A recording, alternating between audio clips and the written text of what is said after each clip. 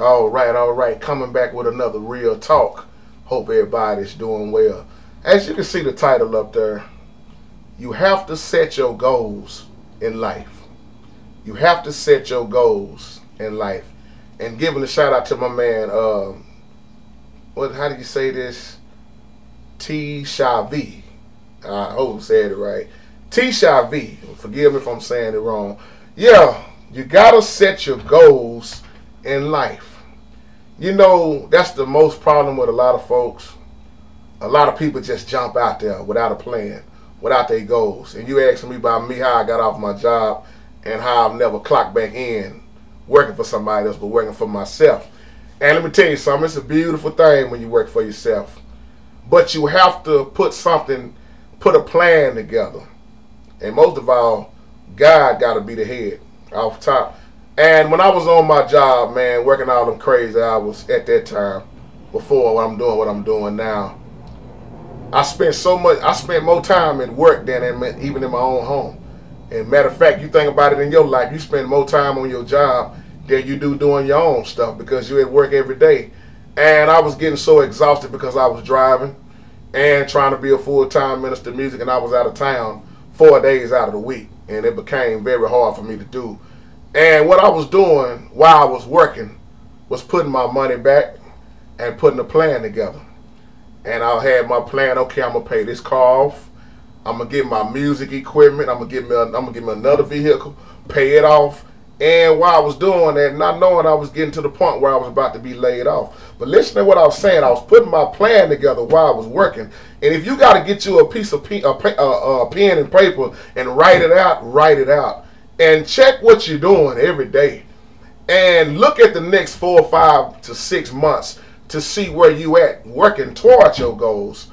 Because this is why most churches can't move forward. They don't plan nothing. You know how I know I'm not lying? Look at the engagements that they put on. They ain't never on time and they ain't never in order. Church folks just like to throw stuff together. And that's the same way people do in their life when they try to move forward, or I got to get off my job, man. I got to go into business for myself. Well, what are you doing to plan for that? And what the biggest problem is laziness.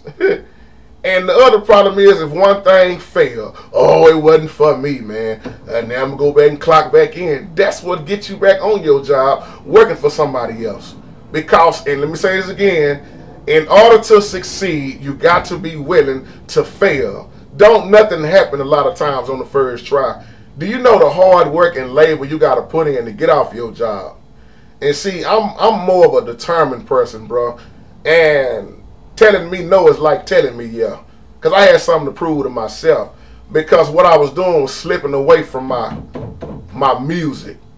Because more of my time was going on some other people and mess.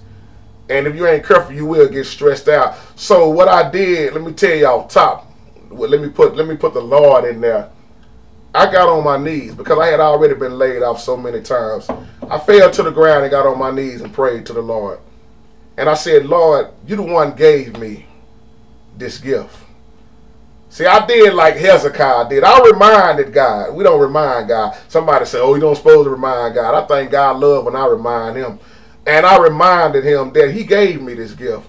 And I reminded him again that like he needed reminding. I said, Lord, you the one gave me this gift.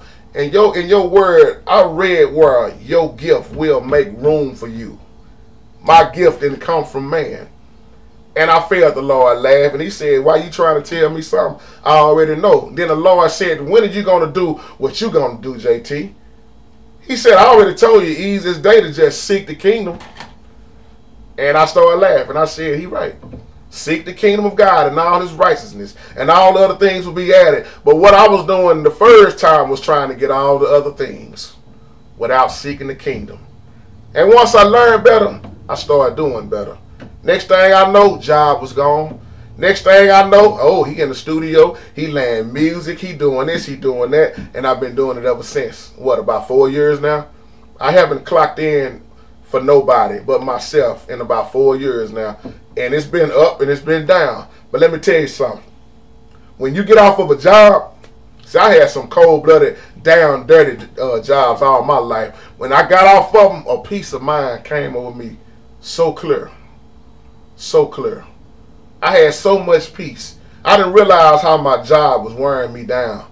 And they wasn't hardly paying me nothing. And when I put that plan together, it happened just the way I said it. Just like, well, let me say that right. Just like the Lord laid it out. Because the Lord had to give me another laugh. He said, JT, I always tell you, if you want me to laugh, tell me your plans. And my plans wasn't the same as God's plans. But at the same time, God put it in a way where I love it. And we all are different. I'm not telling you to quit your job. I'll be a fool if I tell you that. I'm telling you what I had to do.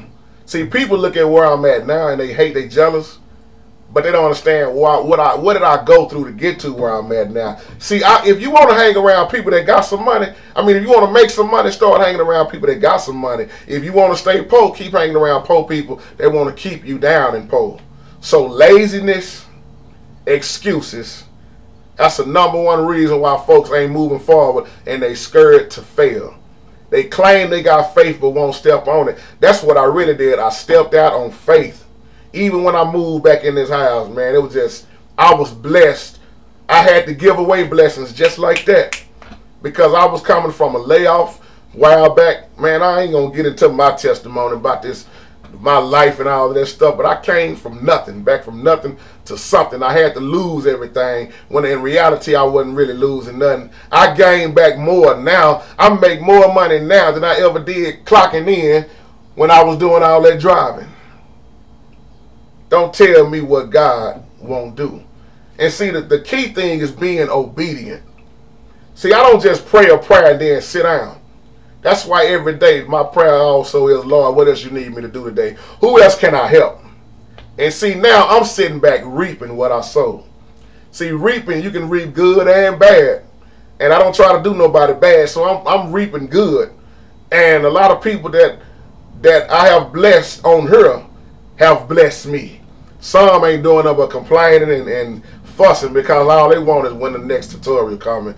But I'm talking about the ones that really have blessed me, done donated money. That was another blessing on her. Those donations add up. That's why I didn't get on YouTube and be begging like some of these preachers in these pulpits do. No, because the truth is, why would you want to beg somebody to bless you? That lets you know it's not coming from their heart. And if you got to beg somebody to bless you, something's wrong with that. You ain't never seen me on YouTube begging. That's why when I teach the word of God on here, it's for free. And I don't have no degree. Once again, brother, to answer your other question, let me tell you something. I can fix your computer. I don't have a degree. I can show you how to play this keyboard. I don't have no degree. I can teach you how to teach parts at church. I don't have no degree. I can do a whole lot of things. I can come over there and fix your car. I don't have no degree. And I say that not to brag, but I say that to show you how God shows favor on people you would least expect. A lot of people look at me and they think, oh, he's just a nigga off the streets. That's how they approach me. He just a nigga off the street. He I don't know, he do this, he do that. They don't know nothing about me. In reality, I'm JT with a big heart, with a lot of love, who loves all of y'all and would do all I can to help anybody. But when you cross me, that's when you play dangerous games, when you cross me. And I don't play tick for tack, but I do let you know where you're wrong at. So, man, I just wanted to do this video. I wanted to answer your question. You got to move forward. Praying, just sitting down and praying, you got to do more than that. The question is, how bad do you want to get to that next level? And that's on your job. If you are a musician, if you want to go higher in your playing, higher in your singing, higher with your producing, here go the other killer.